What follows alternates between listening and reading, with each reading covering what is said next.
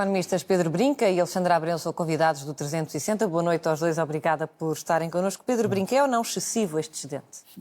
Isto depende um bocadinho do critério que estivemos a falar, não é?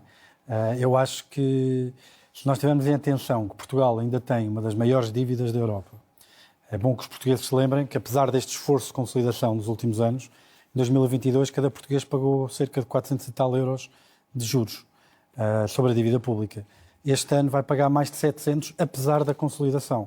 É disto que estamos a falar. No último plano de Estabilidade e Crescimento, apresentado por Medina, nós íamos pagar em juros, ou estava planeado, até 2027, cerca de 38 mil milhões de euros. Ora, para as pessoas que estão em casa, 38 mil milhões diz-lhes pouco. Eu comprei uma casa por 300 mil, quer dizer, eu não sei se isso é muito ou pouco. O que é que eu compro com 38 mil milhões que não compro com 36 mil milhões, não é?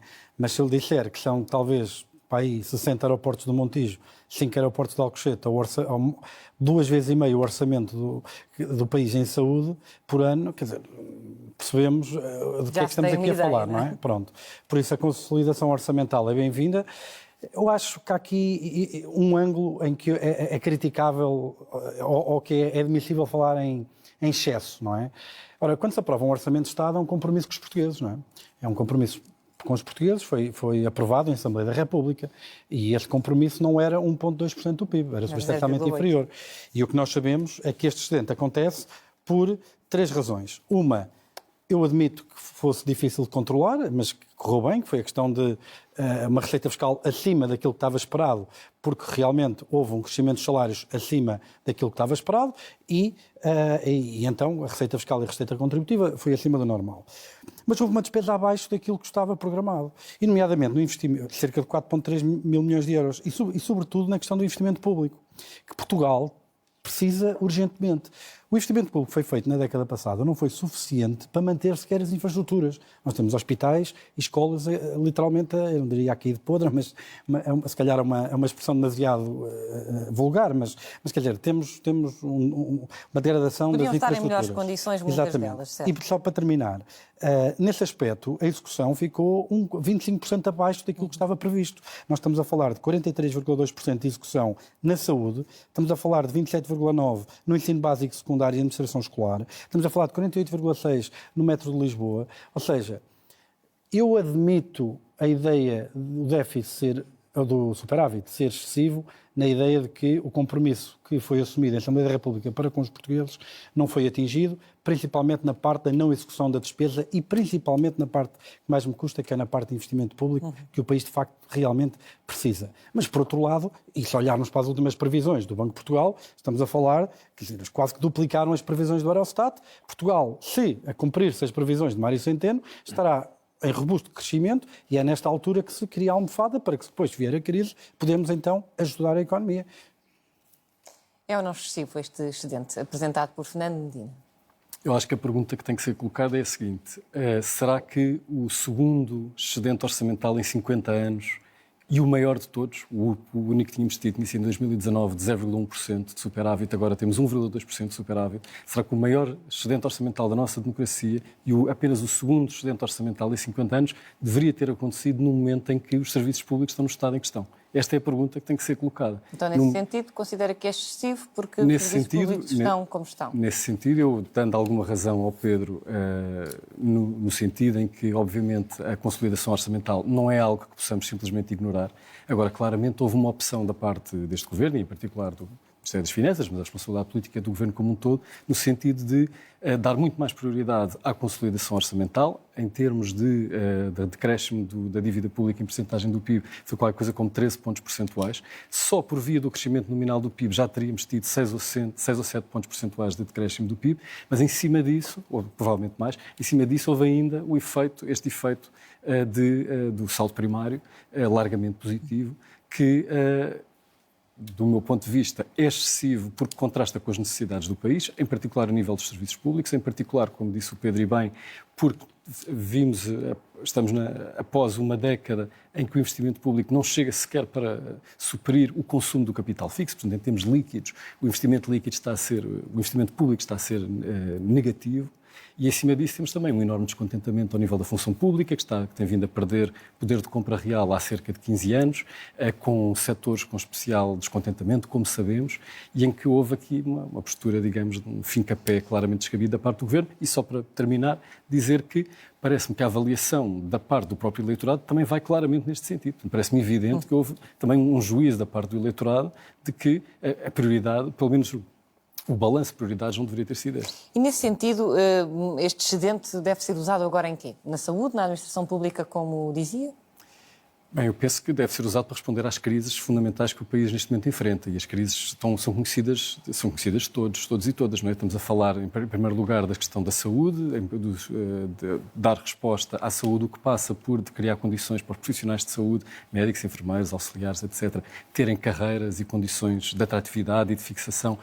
E já agora, uma gestão ao nível da saúde que não desbarate tanta despesa com tarefeiros, com horas extraordinárias, numa opção que também, do ponto de vista orçamental, é claramente irracional e que só se explica pela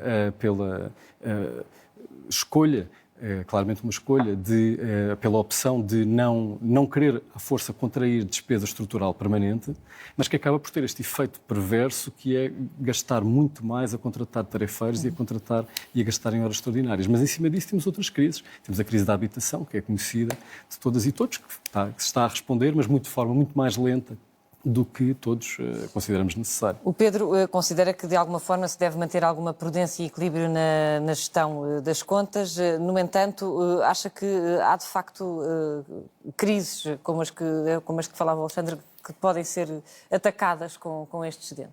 Eu acho que há crises, estamos de acordo, não é? Aliás, são 3 colegas do Alexandre, o António Afonso, o João Tavares Jales e o António Venâncio, se não estou em erro, eu não me lembro bem do primeiro nome, fizeram um trabalho há pouco tempo, caracterizaram a qualidade dos serviços públicos, é que realmente não fica muito bem na fotografia. Mas eu gostava de lembrar também, foi próprio Fernando Medina, que conhecerá até por dentro essa organização muito melhor que se calhar eu e o Alexandre, que disse nesta casa, não há muito tempo, está quase a fazer um ano, que, por exemplo, o problema do Sistema Nacional de Saúde não era dinheiro. Não sei se lembram, eu lembro-me. Por isso, por aí, acho que estamos um pouco conversados.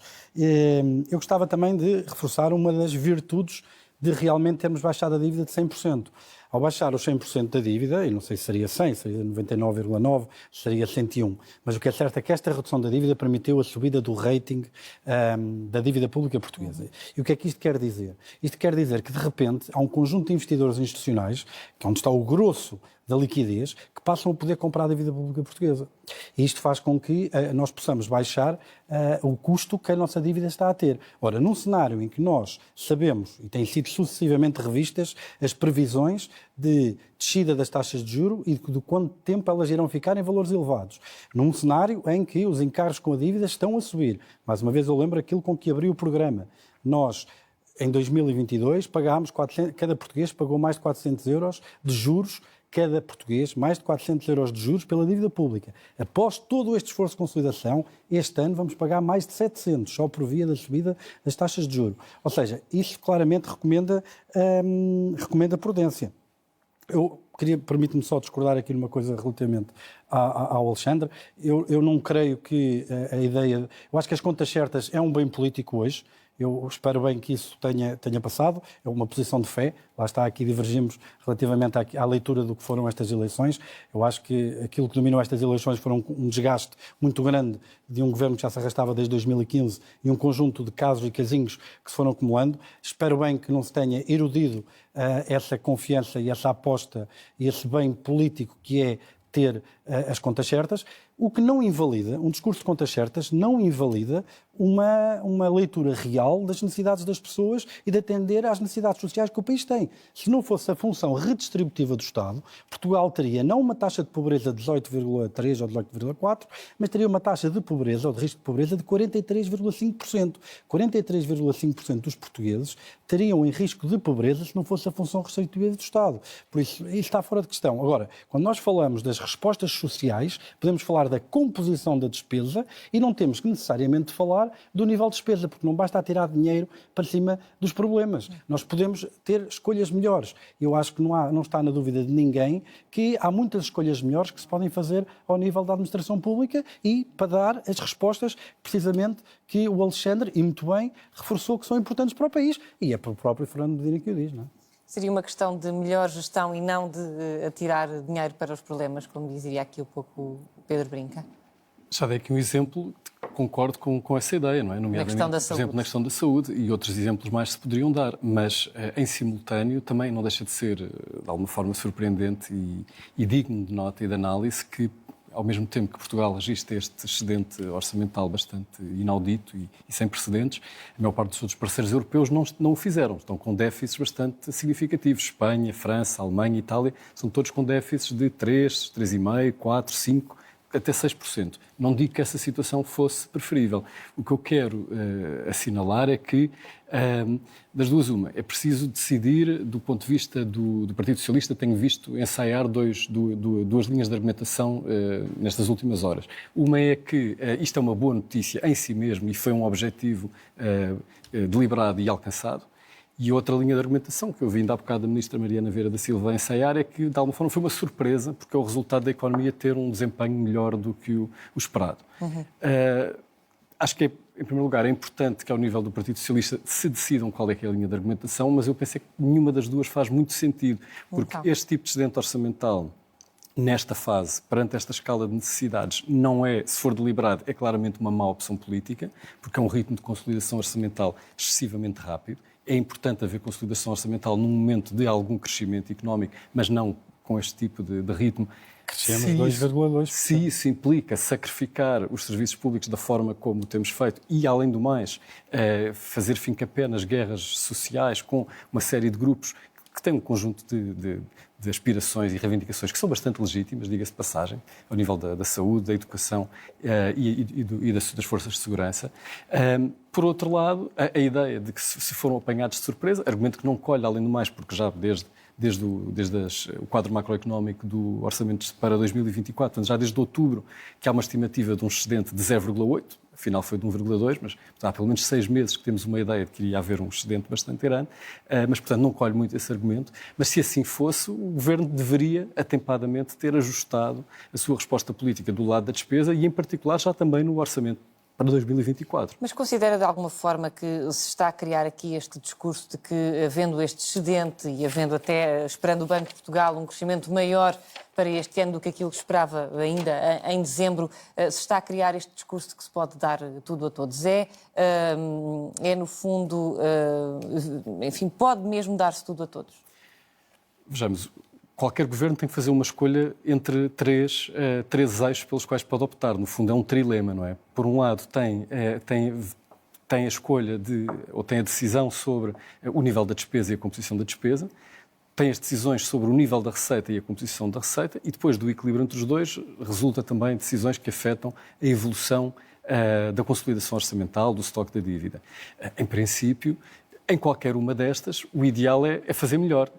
Quer dizer, qualquer governo gostaria de conseguir cobrar menos impostos, ter mais despesa e melhor despesa e ter uma melhor consolidação orçamental e uma maior redução da dívida. Mas não é possível fazer isto tudo ao mesmo tempo. Portanto, obviamente, a escolha política está em qual é o ponto de equilíbrio entre estas três dimensões. E o meu argumento, só para terminar, é que claramente neste caso foi completamente desequilibrado para o lado da consolidação orçamental, sacrificando completamente as claríssimas necessidades ao nível dos serviços públicos e, em particular, do investimento público. E será que se vai conseguir um ponto de equilíbrio havendo eleições já daqui a poucos meses e, na verdade, antecipando-se uma legislatura muito curta e havendo, claro está, dinheiro para gastar? Não? Há um problema, para mim, parece-me fundamental. Se olharmos para as projeções do Eurostat para o crescimento de 24 e 25 e acumularmos estes dois períodos em termos de crescimento, dentro do seu nível de rendimento, do seu escalão de rendimento, Portugal é destacadamente, de longe, o país com o crescimento mais fraco de todos os da União. E, nesse sentido, parece-me imperativo pôr Portugal a crescer. Quando os jovens emigram, eles saem para ir ganhar 50% dos jovens saem para ir ganhar mais 2.000 euros, 26% dos jovens saem para ir ganhar mais de 3.000 euros, um passo para o autocarro ou uma devolução de 50 euros de propinas ou não sei o quê, quer dizer, não é isso que mexe a agulha. Portugal tem que crescer. E o ênfase devia estar aí. E eu acho que há três áreas em que era importante haver pactos de regime, se quisermos pôr as coisas assim. Diretamente associado ao crescimento, na minha opinião, tem a ver com a competitividade fiscal. E creio que aí não será possível por uma razão direta. Pedro Nuno Santos já veio dizer que não faz pactos de regime. Uma segunda razão, a história não nos dá grande confiança nisso. Houve um pacto desses entre a PAF e António José Seguro, na altura líder do PS, que assim que António Costa assumiu o PS, rasgou e reverteu a reforma de IRC que havia sido feita. E esta instabilidade, mais até que os níveis das taxas, ou tanto pelo menos como os níveis das taxas, a competitividade fiscal, a instabilidade não dá garantia a investidores, a quem quer estabelecer-se e criar emprego. A segunda teve na habitação, principalmente no mercado de arrendamento, precisa de regras estáveis e duradouras. Sem estabilidade e confiança no mercado, nós não vamos resolver o problema do mercado de arrendamento. Era uma das áreas em que era importante haver aqui um acordo alargado entre PS e PSD, que tivessem um pouco de sentido de Estado e conseguissem entender-se relativamente a um quadro estável para o futuro que inspirasse confiança. E o último, que é o que parece-me que até terá mais hipóteses de acontecer, por causa daquilo que aconteceu, quer com o Primeiro-Ministro, quer na Madeira, quer com os problemas estruturais que existem nos tribunais administrativos ou fiscais, tem a ver com a área da justiça. Essa será talvez a única reforma que possa ter alguma ambição de passar. Infelizmente, as outras duas muito dificilmente passarão. E por isso é que eu tenho algum receio que, por exemplo, algumas diminuições de impostos que nós possamos fazer daqui para a frente, obviamente aliviarão o bolso dos portugueses, e é recomendável que assim se faça, se pudermos fazê-lo, mas aquele efeito que poderia ter de induzir atividade económica, de trazer empresas para Portugal que queiram mudar a sua sede para cá, que ajude as pequenas e as médias a terem uma ambição de quererem crescer e ser grandes empresas, ter economias de escala, pagar salários melhores. Esse efeito nunca acontecerá se a descida de impostos for num enquadramento em que daqui a 6 meses podemos ter um governo que será do outro espectro político e que refaz tudo o que este fez. Por isso, esta falta de estabilidade, na minha opinião, é o maior óbvio que neste momento o país tem para conseguir delinear uma estratégia que consiga pôr Portugal a crescer e que sustente, através de uma convergência económica, a convergência social que todos os portugueses querem, que é aproximar-se do seu nível de vida, do nível de vida dos países mais desenvolvidos. Colocar Portugal a crescer mais é o caminho e seria o caminho descendo impostos? Eu concordo com a ideia de uma reforma fiscal, mas como seria de esperar, discordo bastante do Pedro quanto ao conteúdo dessa reforma fiscal. Eu acho que a reforma fiscal deve avançar no sentido, por exemplo, da maior equidade, ou em particular da maior equidade. Deve no sentido de aliviar o peso dos impostos indiretos que incidem sobre a generalidade da população e são demasiado altos e já foram mais baixos. Eventualmente, e menos os impostos diretos, que é aquilo que, de uma forma geral, as propostas mais liberais têm apontado, é baixar IRC ou baixar o IRS. A pergunta é, quem é que isto beneficia? Beneficia fundamentalmente as grandes empresas, que são quem paga o IRC, e os grandes contribuintes, as pessoas de salários médios ou médios altos e mais altos, que são quem paga a maior parte do IRS. Uma reforma fiscal que assente fundamentalmente em cortar o IRS e o IRC é uma reforma fiscal que está, por desenho e por definição, condenada a aumentar a desigualdade no nosso país. Os liberais poderão dizer, não há problema com aumentar a desigualdade desde que toda a gente fique melhor. Mas eu não acredito que toda a gente fique melhor, porque eu não acredito que isso seja a chave para melhorar o país. Aliás, a ideia de que, colocando mais dinheiro nos bolsos de quem mais tem, algum acaba por pingar para os bolsos de quem menos tem, é uma ideia que tem sido, de uma forma geral, desmentida pela prática das últimas décadas nos outros países que já o experimentaram e que, aliás, já experimentaram o neoliberalismo com algumas décadas de avanço em relação a nós, ou pelo menos de forma mais intensa. Também temos a nossa cota parte de neoliberalismo. De modo que eu diria que sim, é importante e é fundamental que Portugal encontre um padrão de crescimento e uma estratégia de crescimento que seja mais viável, que o retire destas disfunções e distorções em que tem estado ultimamente com um padrão de especialização excessivamente virado para atividades de baixo valor acrescentado, em particular o turismo, com baixos salários, com pouco potencial de aumento da produtividade, que além do mais tem problemas ao nível da pressão que colocam sobre o parque habitacional, sobre os recursos hídricos. Tudo isto, há todo um conjunto de distorções no nosso padrão de especialização que importa reverter. O que eu de todo não creio é que a sua reversão passe pelo alívio fiscal do tipo que o Pedro aqui desenhou e que, eventualmente, com algum otimismo, ele espera que resulte. Eu só falei de competitividade fiscal, não desenhei nada. Mas eu gostava só de rebater aqui 1 ou 2 pontos. O primeiro, este espantalho do neoliberalismo é uma coisa fantástica.